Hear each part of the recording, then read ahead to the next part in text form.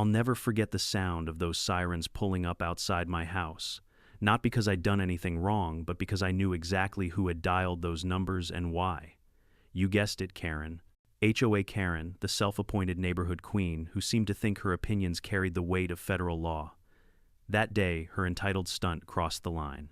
She didn't just file another petty HOA violation against me. No, she called the police, spewing out a pack of racist lies designed to paint me as a criminal on my own front lawn. But here's the part she didn't see. Coming 30 minutes after those cops swaggered into my yard, the FBI would storm their station, and the smug smiles on Karen's face would vanish faster than her credibility. Before we get into this wild ride, let me know in the comments, where are you watching from and what time is it there? You know, every neighborhood has that one person. The self-appointed guardian of community standards, the one who believes that clipboards and complaint letters are as sacred as scripture. For us, that person was Karen. Not just any Karen, but HOA Karen. She wore her authority like a crown, strutting around cul-de-sacs in yoga pants, 3 sizes too small, clutching a clipboard like it was the Constitution. Her favorite hobby wasn't gardening or baking cookies or even walking her dog. Nope. It was policing the lives of everyone within a 3-block radius. If your grass grew half an inch too tall, violation notice. Left your trash bins out an extra hour, warning letter. Hung Christmas lights before Thanksgiving, fine. But me. Oh, I was her prize target. See, Karen couldn't stand that I didn't bow to her imaginary throne. I wasn't rude, but I also wasn't about to let some nosy neighbor dictate how I lived in my own home. That drove her absolutely insane. She thrived on control, and when someone didn't fall in line, she took it personally. At first, it was minor. She'd leave snide notes on my mailbox reporting me for unsightly garden tools. Then she escalated, trying to fine me for having family visit overnight. But what really got under her skin was simple. I didn't play her game. And in her world, not obeying was worse than breaking the rules. Now, on this particular Saturday afternoon, I was outside barbecuing with a couple of friends. We were laughing, grilling steaks, nothing wild. The most dangerous thing happening in my backyard was me over-seasoning the ribs. But to Karen, it looked like a crime scene waiting to happen. I caught her peeking through her blinds at least 3 times, her face twisted in that familiar cocktail of disgust and superiority. Then she came outside, pacing the sidewalk like a prison warden on patrol. "Do you even have a permit for this gathering?" she shouted across the yard, voice sharp as a buzzsaw. I laughed. "Karen, it's called having friends. You should try it sometime." Her jaw clenched. She muttered something about rules are rules, before storming back into her house, slamming the door so hard the windows rattled. That should have been the end of it. But with Karen, things never ended where they should. Not 15 minutes later, the flashing glow of red and blue lights reflected against my windows. 2 squad cars rolled up, tires crunching on the pavement. My friends froze spatulas mid-air. Even the steak stopped sizzling for a second. I didn't need to guess who called. The officers jumped out like they were in an action movie. Hands near their holsters, eyes already narrowed. One barked, "Step away from the grill." I blinked. "Seriously, what's next? Arresting me for overcooking burgers?" the taller cop sneered. "We got a call about suspicious activity. Possible drug use, possible illegal gathering. Mind explaining yourself?" And just like that, Karen emerged from her house, phone in hand, grin wide, acting like she was the star witness in some courtroom drama. There she pointed her finger, stabbing the air in my direction. "That's them. They've been loitering all afternoon, drinking who knows what else. I don't feel safe in my own home." Her voice shook with fake tremors like she was auditioning for a daytime soap. My friends stared at her, jaws dropping. One whispered, "Is she for real?" Oh, she was real. Real crazy. The officers exchanged glances, their suspicion instantly locked on me. Not on Karen, not on the absurdity of calling the cops over a barbecue on me. Because that's how it always worked. Karen's lies were just the lighter fluid. But once she lit the flame, the fire spread quickly, and in this case, it burned right toward me. I knew this wasn't just another petty HOA scuffle. Karen had escalated into dangerous territory. She'd weaponized the police, banking on their willingness to see me as the problem without a shred of evidence. Her smug face said it all. She thought she'd won. What she didn't realize, her little stunt had set in motion something far bigger than either of us could control, and while she thought she'd cornered me, she was about to discover she'd actually cornered herself. Because this wasn't just a story about nosy neighbors and overzealous cops. This was the day the FBI got involved. And Karen, poor clueless Karen, had no idea the storm that was coming. The first thing you notice when cops show up uninvited isn't the siren, it's the attitude. That stiff, holier-than-thou posture, like they're already writing your obituary in their heads. The two officers who stepped out of those cruisers weren't just here to ask a few questions. No, they had already made up their minds.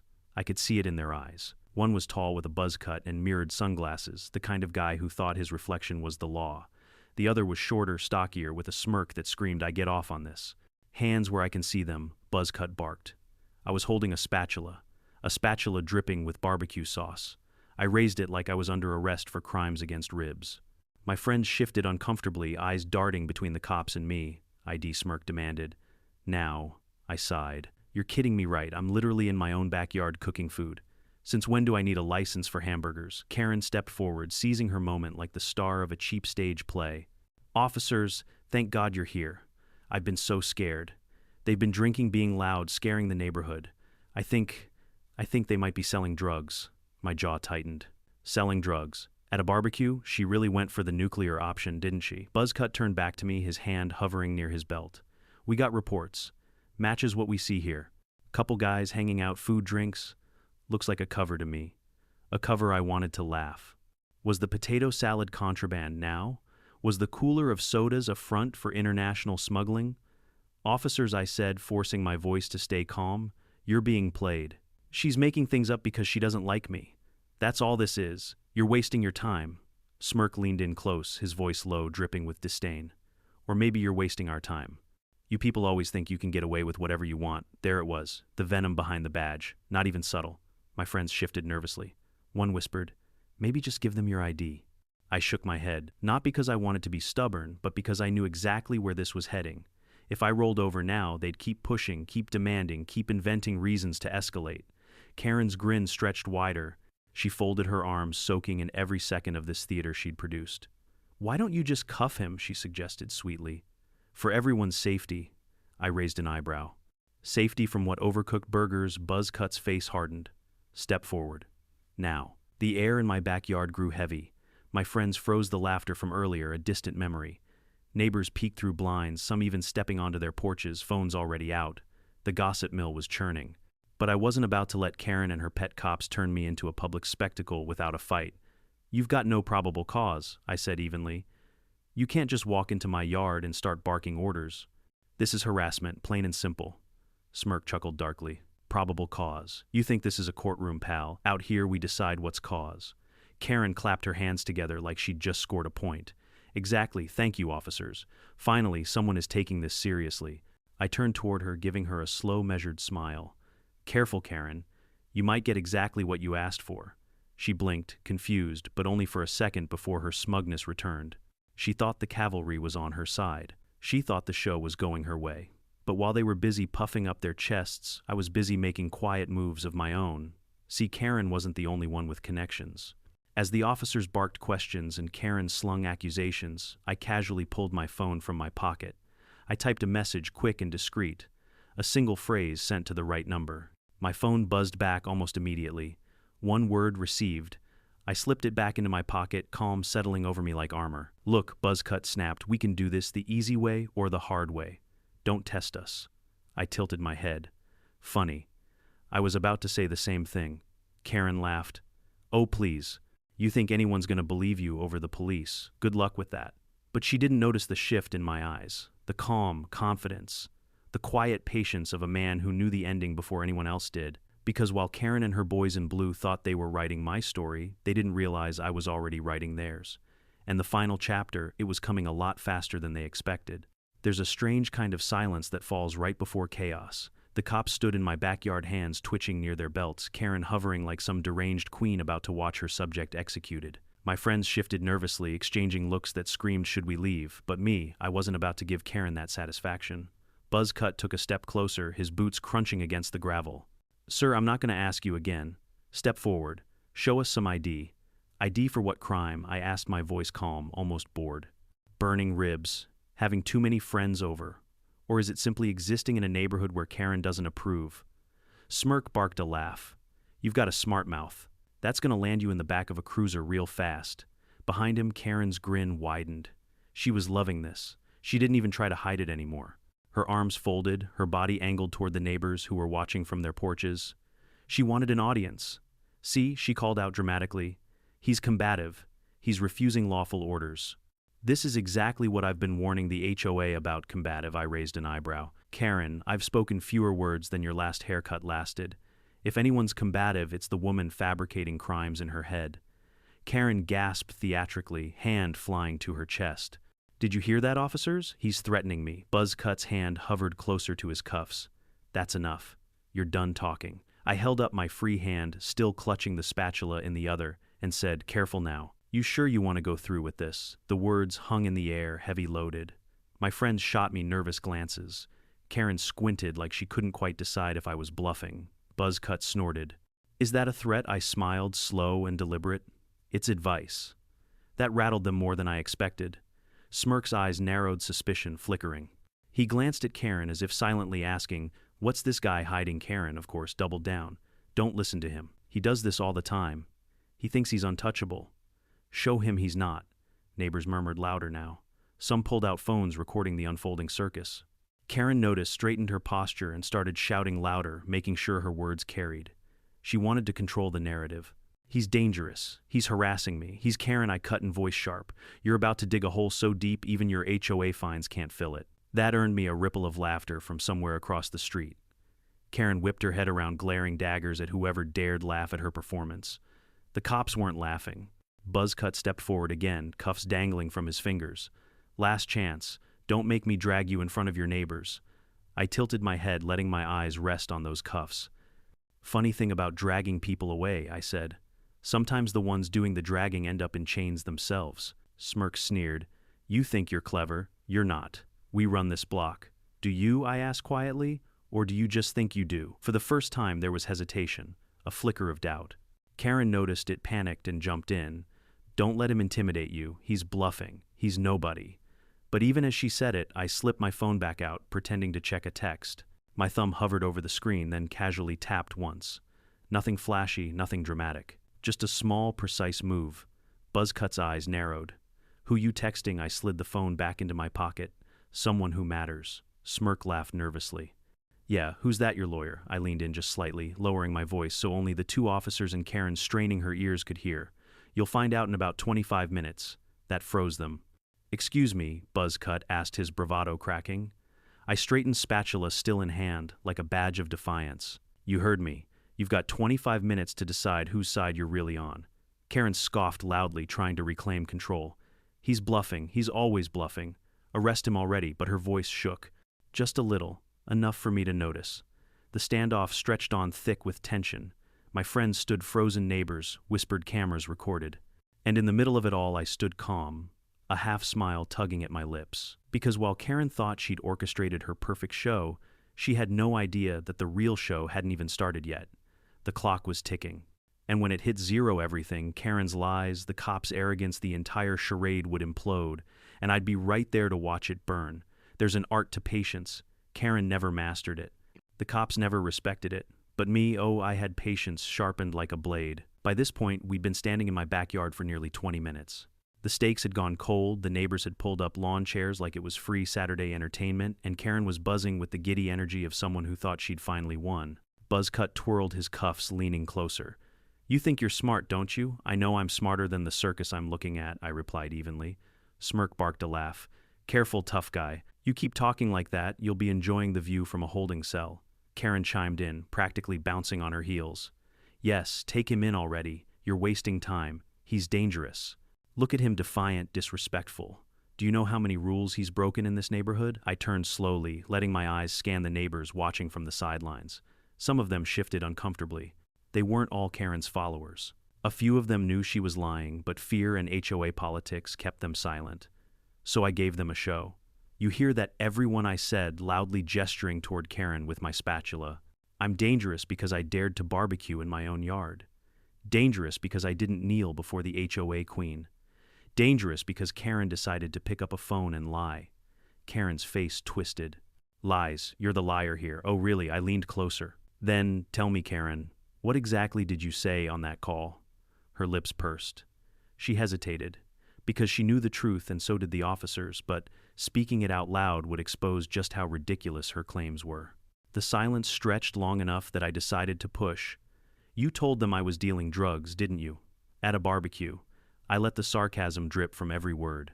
You told them I was some kind of criminal mastermind hiding under a patio umbrella, and they believed you. Buzzcut stiffened. Smirk shifted uncomfortably. Karen's smugness flickered, but she forced a laugh. Well, if you didn't have anything to hide, you wouldn't be so worried, I smiled slowly. Funny. I'm not worried at all. You should be. That landed like a brick in a still pond. The neighbors perked up. The officer's eyes narrowed. Karen's brows knitted together. What's that supposed to mean? She demanded. I crossed my arms, finally setting down the spatula. It means the world doesn't run on your lies, Karen. And it means the little game you started has already reached people way above your pay grade. Buzzcut tilted his head. What are you getting at? I shrugged casual. You ever hear the phrase, federal clearance? The color drained from Karen's face. The officers exchanged glances. My friends looked at me like I'd just grown another head. Karen stammered. You're bluffing. He's bluffing, don't listen to him, but her voice cracked. I took a step closer, my eyes locked on hers. 30 minutes. That's all I asked for. 30 minutes to let the right people get where they need to be. And now, I tapped my watch. Your clock is running out. Buzzcut frowned, his tone shifting from arrogant to cautious. What are you saying? Who are you? I smiled, but there was no humor in it. The wrong guy to pick a fight with. Karen shrieked. Don't listen to him. He's making this up. Arrest him. Do your job. But the officers were no longer lunging forward. They were hesitating. That's the thing about bullies. When someone doesn't flinch, they start to doubt their own power. I pulled my phone from my pocket again, holding it up. A message glowed on the screen. 3 simple words. On our way. I held it high enough for Karen and the officers to see. Karen's face went pale. She shook her head, waving her hands as though she could fan away reality. No, this is nothing. He's just pretending. You can't seriously believe him, but her voice was higher now, shaky, and for the first time that afternoon her confidence cracked. I leaned back, taking in the whole absurd scene. The cops standing unsure, Karen unraveling in front of the neighborhood she loved to control, my friends frozen in disbelief and the neighbors watching like they'd paid for front row tickets. And then I said calmly, almost softly, you wanted a show, Karen. You wanted drama. Well, guess what? You just got yourself a front row seat to the main event. Karen sputtered, her hands trembling. What are you talking about? I checked my watch again, then smiled. 10 minutes. The officer shifted. Smirk finally spoke quieter than before. You're bluffing. I met his eyes unblinking. Stick around. You'll see. And right then I knew. The tide had turned. The fear had shifted. No longer mine, theirs. The storm was almost here. And when it hit, none of them, not Karen, not her pet cops, would be ready for the impact. Tick, tick, tick. I could almost hear the clock winding down in Karen's head. She paced near the sidewalk now, her hands fluttering nervously. She kept glancing toward the street like she was waiting for backup. She thought the cavalry was already here, the cops. But the real cavalry, they were still en route. Buzzcut tapped his cuffs against his palm. I'm done playing games, pal. You've got 5 seconds to comply before he could finish, the low growl of engines echoed down the block. Not the lazy purr of a squad car. This was different. Heavy. Coordinated. 3 black SUVs rolled up like thunder engines, rumbling tires, biting the pavement. They didn't just drive, they arrived commanding the street. Doors flung open. Men and women in dark suits and tactical vests poured out efficient and silent weapons, holstered but visible. The gold letters across their chests gleamed in the afternoon sun. FBI. The entire neighborhood went silent. My friends gaped, mouths wide. Neighbors scrambled to hold their phones higher, recording every second. Karen froze mid-step, her face draining of color, until she looked like a ghost in yoga pants. Buzzcut stiffened. Smirk's smirk evaporated. The lead agent, tall, broad-shouldered, exuding authority, strode forward. His voice boomed, no hesitation, no doubt. Officers, step aside. Buzzcut blinked. Excuse me, you heard me, the agent repeated. Step aside. This isn't your jurisdiction anymore. Smirk sputtered. We were handling a call. The agent cut him off with a raised hand. We're not here for him. He jabbed a finger toward me. We're here for you. Gasps erupted from the watching neighbors. Someone dropped their phone. Karen's jaw flapped open and shut like a fish gasping for air. Buzzcut's face went red. This is a mistake. 2 agents flanked him before he could even finish. They moved like clockwork, snapping cuffs on his wrists, So fast, the crowd barely registered what had happened. Smirk tried to backpedal, but another agent grabbed his arm, twisting it behind his back with mechanical precision. "You can't do this," Smirk shouted, his voice cracking. "We're the law here." The lead agent's expression didn't change. "Not anymore." Karen stumbled forward, her voice shrill and panicked. Wait, what's happening? They're supposed to arrest him. I'm the one who called. I'm the victim." The agent finally looked at her, his eyes cold and sharp. "Ma'am, you might want to stop talking before you incriminate yourself further." Karen's face contorted in confusion. Further? What are you talking about? I just reported a suspicious person. That's not a crime." The agent ignored her. He nodded toward me instead, his tone shifting. "Thank you for your patience, sir. We'll take it from here." Karen spun toward me, disbelief etched on every line of her face. "Wait, you knew about this. You set this up." I tilted my head, letting the silence stretch just long enough for everyone watching to lean in. Then I smiled. "I told you the clock was ticking." Karen's mouth dropped open. She shook her head violently.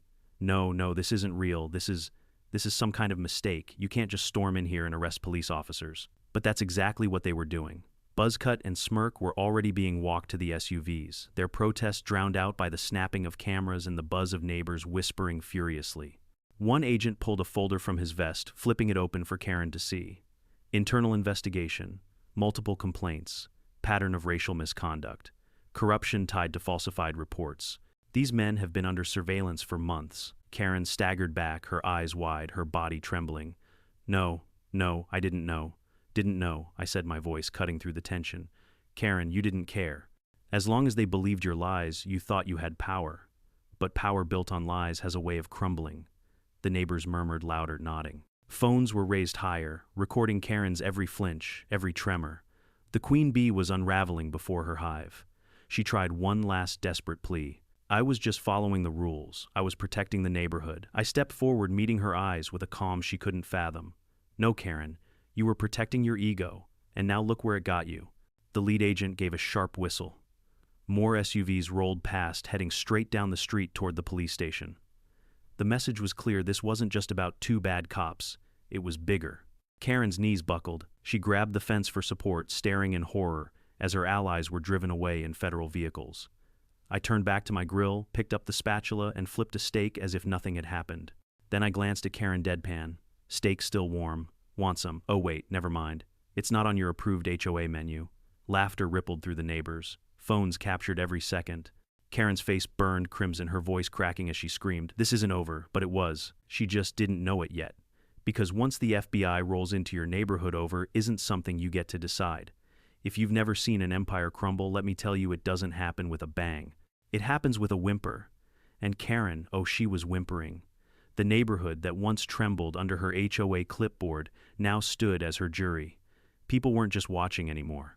They were whispering, pointing, recording, uploading. The same neighbors she'd fined for untrimmed hedges and scolded for leaving their bins out too long now had front row seats to her downfall.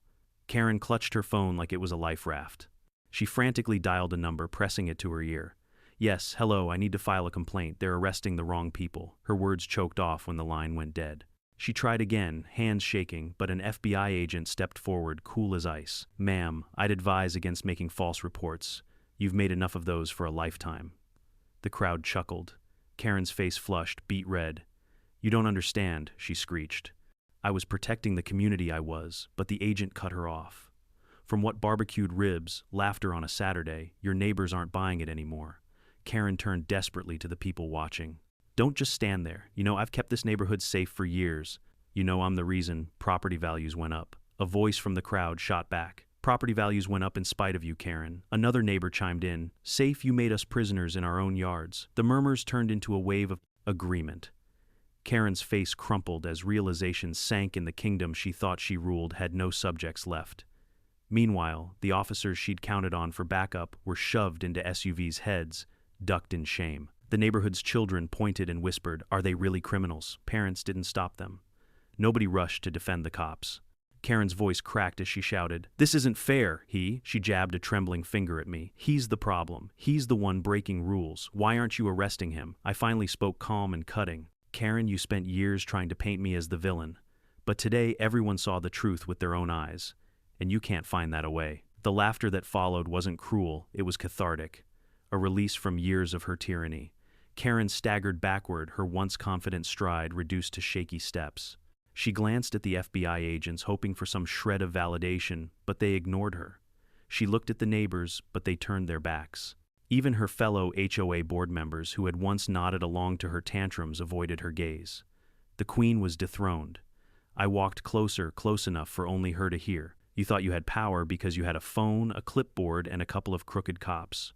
But power built on lies always collapses, and when it does, it collapses hard. Her eyes welled up. For the first time I saw something that looked like shame. She tried to speak, but her voice came out hoarse. I just wanted control. I didn't want to be ignored. I leaned back, letting my words carry so the whole neighborhood could hear. And in the end, Karen, the only thing you controlled was your own downfall. Phones clicked. Cameras rolled.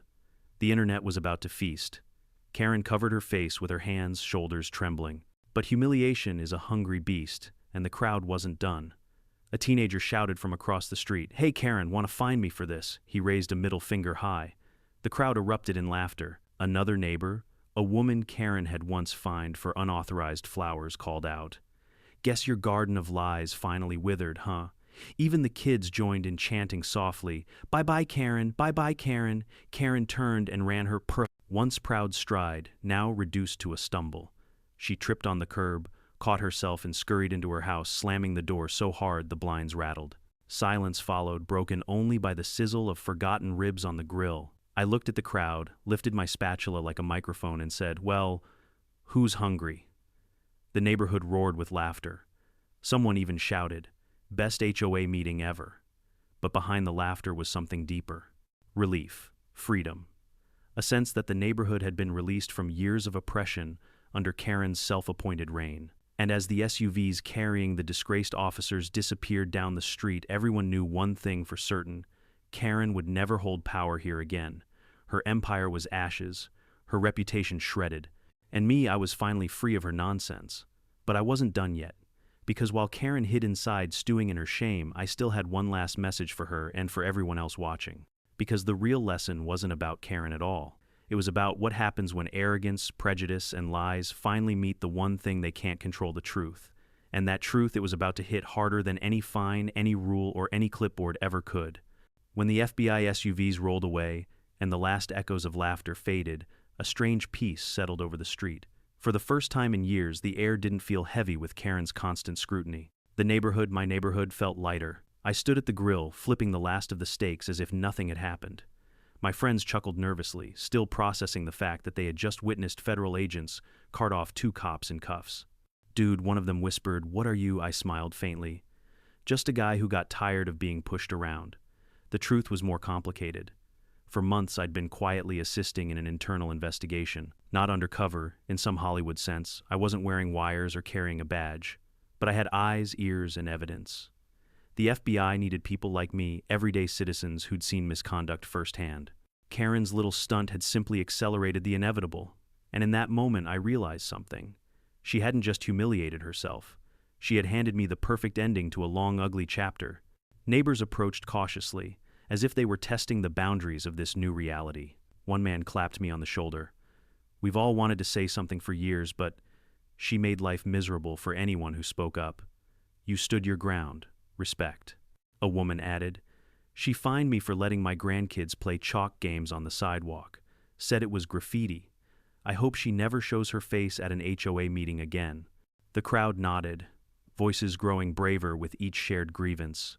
Years of resentment poured out like a dam had broken. Karen, the self-proclaimed queen, had ruled by fear. But now that fear was gone, I raised my spatula like a toast. Well, here's to a Karen-free neighborhood. Cheers erupted. For the first time, laughter didn't have to be whispered. Later that night, as I cleaned up the grill and the stars blinked awake above the cul-de-sac, I caught sight of Karen's house. The blinds were drawn tight, the lights dimmed. The once bustling command post of the neighborhood's tyrant now looked like a bunker. I imagined her inside stewing in her humiliation, replaying every second of the afternoon. She wanted control. She craved power. But instead, she'd exposed herself and the crooked cops she depended on to the one force she couldn't bend: the truth. And truth, once unleashed, doesn't go back in the bottle. For me, the story wasn't about revenge. Sure, watching Karen squirm was satisfying. Watching the FBI dismantle her little power trip was poetic. But the real victory was what came after neighbors, talking freely, people smiling again, kids chalking up sidewalks without fear of fines. That's the thing about bullies. They only win when you play their game. The moment you step outside their rules, when you stand tall, when you speak up, you remind them that their power is an illusion. And Karen, she was nothing more than an illusionist with a clipboard. The next HOA meeting was a sight to behold. Karen tried to show up, tried to reclaim her throne, but the room fell silent when she walked in. Eyes burned holes through her, whispers turned into laughter. She mumbled an excuse and fled before the meeting even began. That was the last time she ever dared to preside. Now, here's where I turn from storyteller to neighbor. Because this story, as wild as it sounds, isn't just about Karen or me or a couple of crooked cops. It's about you. How many times have you been told to keep quiet, to play along, not rock the boat, because that's just how things are? How many times have you watched people like Karen strut around unchecked because everyone was too afraid to speak up? Here's the lesson: silence feeds bullies. Patience exposes them. And truth, though sometimes slow, always arrives. Karen thought she could weaponize prejudice. The cops thought they could abuse authority. But in the end, all they did was write their own downfall. And me, I didn't have to scream or threaten or fight. I just had to stand firm, stay patient, and let justice catch up. So to everyone watching this, don't let people like Karen define your story. Don't let fear keep you silent. Whether it's a neighbor, a boss, or anyone who thrives on intimidation, remember that their power lasts only as long as you let them believe it. Truth has a way of finding its stage. And when it does, the audience will see them for who they are. Now I've told you my story. I want to hear yours. Have you ever dealt with a Karen in your neighborhood at work or anywhere else? Drop your story in the comments. I'll be reading them, and trust me, nothing bonds us faster than surviving a Karen. And if you enjoyed this story, if it made you laugh, gasp, or even cheer a little, don't forget to hit that subscribe button. More HOA drama, more neighborhood battles, and more well-deserved downfalls are coming your way. Because one thing I've learned, Karens never stop.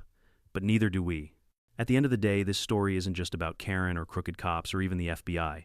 It's about what happens when people forget the simple truth: respect is earned, not demanded. Karen believed power came from fear, from clipboards, fines, and intimidation. The officers believed their badges gave them the right to treat others unfairly. But fear is fragile, and false authority always crumbles. What lasts: integrity, patience, courage. Sometimes, standing your ground doesn't mean yelling the loudest. It means holding steady when lies surround you. It means trusting that the truth, even if it takes time, will reveal itself. And that's something every one of us can carry into our own lives. Whether it's a toxic neighbor, a difficult boss, or someone who underestimates you, remember their power only lasts as long as your silence. So don't stay silent. Speak your truth. Stand tall. And trust that when the storm clears, people will see who was right all along. Now I'd love to hear from you. Have you ever had to deal with a Karen or someone who abused their authority? Share your story in the comments. I promise you're not alone. And if you haven't already, hit subscribe so you don't miss the next HOA showdown. Because at the end of the day, these stories aren't just mine, they're ours.